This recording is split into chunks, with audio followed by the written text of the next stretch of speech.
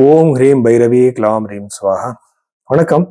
இன்னைக்கு ராசி பலம் பார்க்கறதுக்கு முன்னாடி பாருங்க, நிறைய பேர் ஒரே ராசியில பிறந்திருப்பாங்க, ஒரே டேட்ல பிறந்திருப்பாங்க. எல்லாருக்குமே ஒரே மாதிரி இருக்காது. எதுக்குன்னா, நீங்க பிறந்திருக்கிற டேட்டு டைம் தப்பா இருக்கலாம். அப்போ நாம கை ரேகையை வச்சு ரெண்டுமே மேட்ச் பண்ணி தான் பார்க்கணும். இப்போ உங்களுக்கு கஜகேசரி யோகம் இருக்குன்னு பாருங்க. அதுக்கப்புறம் மாளவி யோகம் இருக்கலாம், பத்ர யோகம் இருக்கலாம். அது கையில ரிஃப்ளெக்ட் ஆகிருக்கா? அது ரொம்ப ரொம்ப இம்பார்ட்டன்ட்.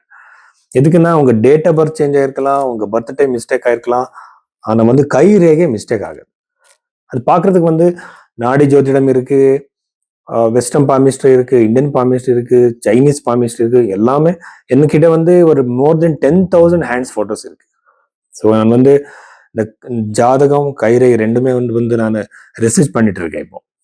ஸோ அப்போ இப்போ கஜகேசி யோகம் இங்கேயும் ரிஃப்ளெக்ட் ஆனா ரொம்ப நல்ல ரிசல்ட் கொடுக்கும். இப்போ ஃபார் எக்ஸாம்பிள் உங்க ஜாப் எப்ப கிடைக்கும், கல்யாணம் எப்ப நடக்கும்னு ஒரு கேள்வி இருந்தா, அது இங்க சுக்கிர ரேகை அந்த ஏஜ்ல டச் ஆயிருந்தா, அதே டைமுக்கு சரியா அவருக்கு ராசியில கூட சுக்கிரன் குரு கிரகம் கரெக்டா அந்த டிரான்சிட்ல வந்துட்டா கண்டிப்பா அவருக்கு கல்யாணம் நடக்கும். அதனால கை ரேகை ரொம்ப இம்பார்ட்டன்ஸ் கொடுக்கும். மேட்ச் மேக்கிங் கூட இப்ப மேரேஜ் மேட்ச் பார்க்கும்போது கூட நான் கை ரேகைக்கு ரொம்ப இம்பார்ட்டன்ஸ் கொடுக்குறேன். ரெண்டு பேரோட கை பார்த்து, இங்க இருக்க லைன்ஸ் பார்த்து அவரோட சைக்காலஜி, அவரோட தாட்ஸ் எப்படி, அவரோட கரியர் பத்தி எல்லாமே நான் சொல்ல முடியும். அதுக்காக இந்த மாதிரி கன்சல்டேஷன் எடுத்துக்கிறதுக்காக நீங்க பைரவி ஆஸ்ட்ரோல நீங்க இந்த கன்சல்டேஷன் எடுத்துக்கலாம். எனக்கு கொஞ்சம் டைம் கொடுத்தா கண்டிப்பா நான் எல்லாமே பார்த்து டீட்டெயில சொல்றேன். சிம்ம ராசி 2026 மே 18ஆம் தேதிக்கு அப்புறம் இந்த சிம்ம ராசியில பிறந்தவருக்கு என்னென்ன பாசிட்டிவ் நெகட்டிவ் இருக்கு நம்ம பார்க்கலாம். ராசியில இருக்கிற கேது.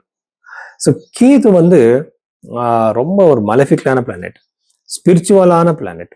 குஜவத் கேதுன்னு சொல்லுவாங்க. இது செவ்வாய் மாதிரி அது பிஹேவ் பண்ணும். ஆனால் என்னோட எக்ஸ்பீரியன்ஸ்ல இந்த கேது அது இருக்கிற பாவம், பாவேஷான்னு சொல்லுவாங்க, அந்த பாவத்தை அதோட லார்ட் மாதிரியே பிஹேவ் பண்ணும். அப்படின்னா இந்த கேது இருக்கிற வீடு சிம்மம். அந்த சிம்ம ராசியோட அதிபதி சூரியன் மாதிரி பிஹேவ் பண்ணும். இந்த சூரியன் எங்க இருக்கா?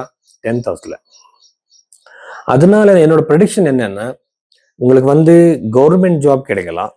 நீங்க கவர்மெண்ட்டுக்கு சம்பந்தப்பட்ட டெம்பரரி கான்ட்ராக்ட் பேசிஸ்ல ஏதாவது பிசினஸ் பண்ணிட்டு இருந்தா, வேலை பண்ணிட்டு இருந்தா, இப்ப கவர்மெண்ட் லெக்சரர்ஸ் இருப்பாங்க, அது கவர்மெண்ட் காலேஜஸ்ல ஒரு டெம்பரரியா வேலை செய்வாங்க, லெக்சரர்ஸ், டீச்சர்ஸ், கான்ட்ராக்ட் பேசிஸ்ல சில இன்ஜினியர்ஸ்கள் வேலை செய்வாங்க. இவர் எல்லாருக்குமே ஒரு ப்ரோக்ரஸ் இருக்கு கவர்மெண்ட்டுக்கு சம்பந்தப்பட்ட விஷயத்துல.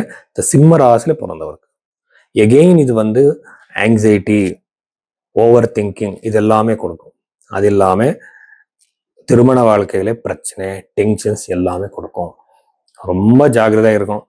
திருமண வாழ்க்கை வரும்போது நான் எல்லாரும் என்ன சொல்றேன்னா, நீங்க பொருத்தம் பார்ப்பீங்க, கரெக்ட் தான். ஆனா பொருத்தம் ஸ்கோர் அதிகமா இருந்தவருக்கு டிவோர்ஸ் ஆயிருக்கு. நான் என்னோட எக்ஸ்பீரியன்ஸ்ல கைரேகை மேட்ச் பண்றது ரொம்ப எஃபெக்டிவ்ங்க. நான் ஒரு கைரேகை பார்த்தவன்னு சொல்றேன், இது இவர் எவ்வளவு லவ் பண்ணுவாங்க, எவ்வளவு நேசிப்பாங்க, அவரோட ஒரு மென்டாலிட்டி எப்படி இருக்கு, இது சைக்கலாஜிக்கலாவே ப்ரூவ் ஆயிருக்கு. இப்ப கைரேகையில் இருக்கிற சில லைன்ஸ் வச்சு நாம அவர் ரொம்ப செல்ஃபிஷா எப்படி என்ன சொல்ல முடியும். இந்த மாதிரி மேட்ச் பண்ணிக்கோங்க. அப்போ திருமண வாழ்க்கை பிரச்சனை இருக்காது. ஸோ இந்த மாதிரி பிரச்சனை இந்த ராசியில பிறந்தவருக்கு இருக்கு. இந்த டைம் பீரியட்ல ஜாகிரதையா இருங்க. அப்படி வரும்போது அது அந்த அளவுக்கு கொண்டு போகாம ஸ்டார்டிங்லேயே அதை சால்வ் பண்ணிடுங்க. ப்ராப்பர்ட்டி வாங்குற ஒரு யோகம், ப்ராப்பர்ட்டி பண்ற யோகம், வீடு வாங்குற யோகம் கண்டிப்பா இருக்கு. இதுக்குன்னு சதுர்த்த பாவத்து மேல 3 பிளானட்ஸ் இன்ஃப்ளூயன்ஸ் பண்ணுது. இத்தனை நாள் உங்களுக்கு அந்த அந்த அவகாசம் வரல, அந்த ஆப்பர்ச்சுனிட்டி வரல.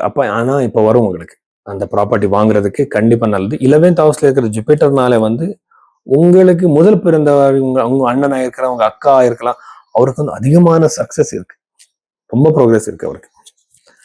அந்த சக்சஸ் மட்டும் இல்ல, ரொம்ப ப்ரோக்ரஸ் இருக்கு சிம்ம ராசியில பிறந்தவருக்கு. நவம பாவத்துல செவ்வாய்னால உங்க இந்த ராசியில பிறந்தவர் அப்பாக்களுக்கு ரொம்ப நல்லது, ரொம்ப சக்சஸ் இருக்கு. எகெயின் இது திருமணம் டிலே ஆயிடும்.